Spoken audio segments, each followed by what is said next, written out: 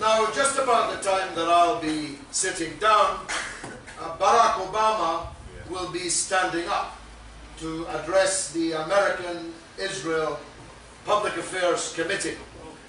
At least I think he'll do it standing up. He may do it on his knees.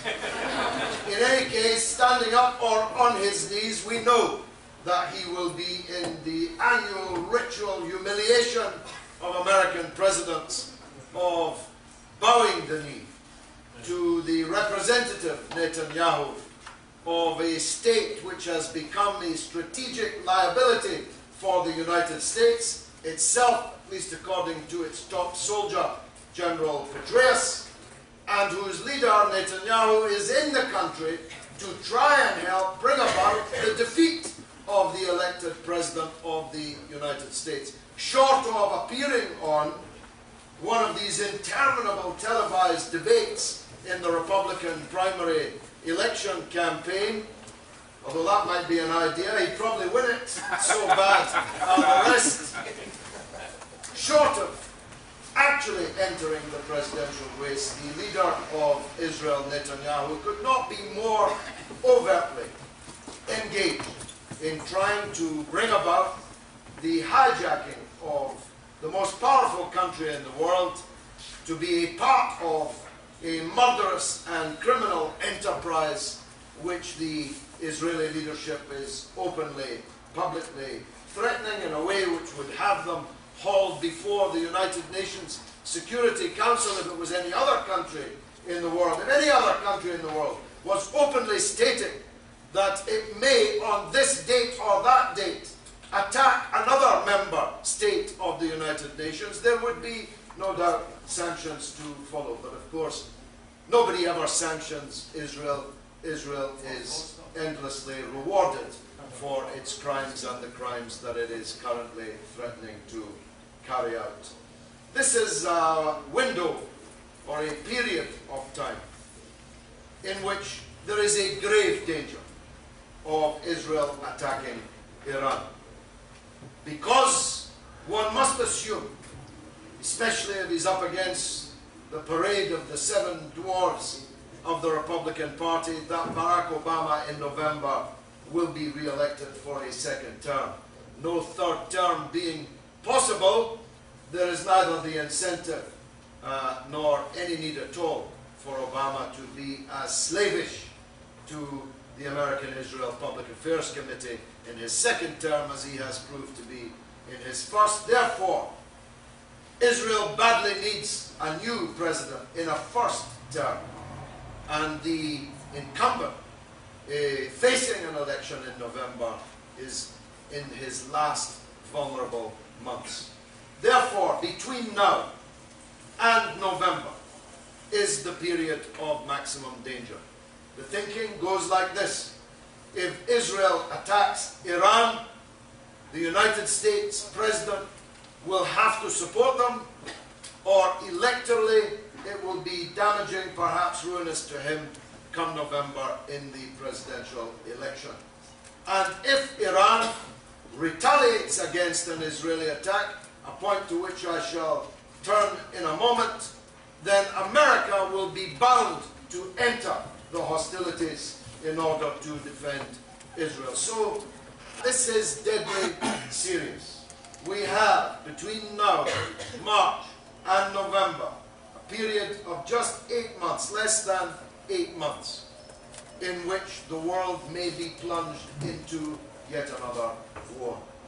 And it's important to spell out and understand and spell out to the members of the public amongst whom we move that this will be no Iraq. This will be no repeat of the unpunished, unretaliated for attack by Israel on the Iraqi nuclear reactor many decades ago.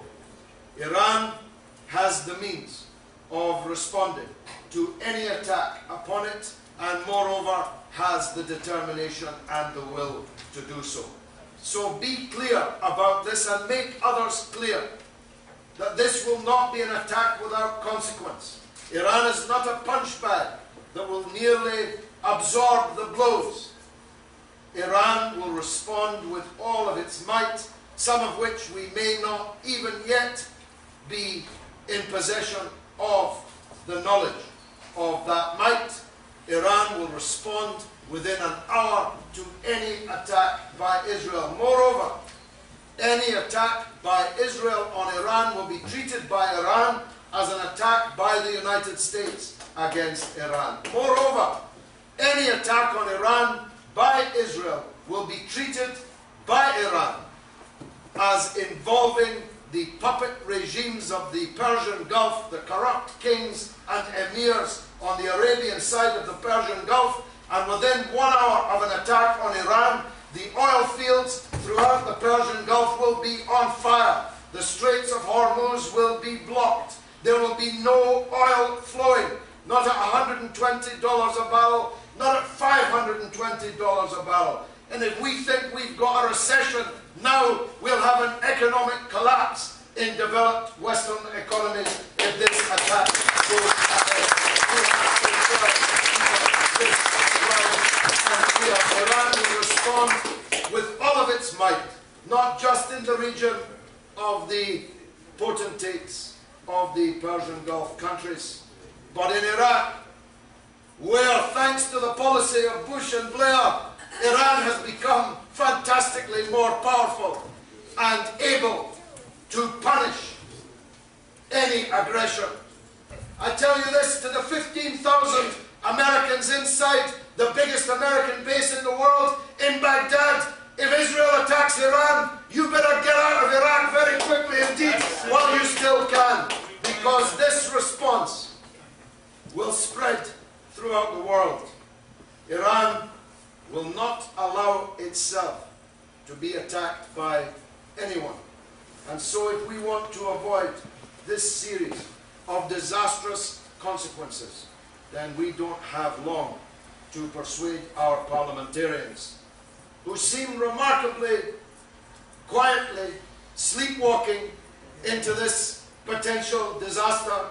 The Guardian weeks ago revealed that the Ministry of Defense had told them that if there was an attack on Iran, the British Armed Forces would join it. If the Straits of Hormuz was closed, the British Royal Navy will reopen, will fight Iran, a nation of 75 million people who will be overwhelmingly united, green or government, communist or liberal, Islamist, will be overwhelmingly united against a foreign aggression, especially one from Israel, a foreign aggression upon their country. William Hague has already volunteered us for the fight. I don't know if you knew that. I know that most British people do not yet know that, but that they must.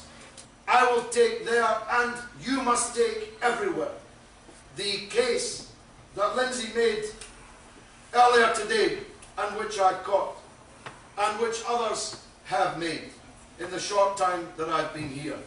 All of these wars have turned into a disaster. In Afghanistan, they cannot get out quick enough.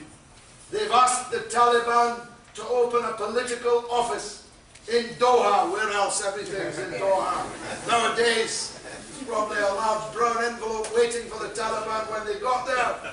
Just like the leaders of the Football Association when they turned up to vote for the World Cup allocation a year or so ago. But the Taliban were asked to open a political office in Doha, which strangely sits between the offices of Al Jazeera and the biggest US military base in the world in Qatar. And that political office is there for one purpose only: to give the Western countries somebody to surrender to, because they cannot get out of Afghanistan quick enough, and when they do, everyone in the world will be able to see that they're leaving Afghanistan in defeat, another disastrous imperialist defeat. In Iraq, they had to leave, the vast majority of them, never having successfully occupied a single street in a single town or village anywhere in Iraq. In one street, Haifa Street, God bless it always, 440 American occupation soldiers lost their life's blood in one street, Haifa Street in Baghdad. This occupation, with all its terrifying might in the sky, could not control the Iraqis, had to leave under the fire of the Iraqi resistance. The same in Afghanistan. If they're crazy enough to enter Syria, the same thing will happen there. But the biggest mistake in history will be to launch an attack on the Islamic Republic of Iran. All of us will pay for that for the rest of our lives. Wassalamu alaikum.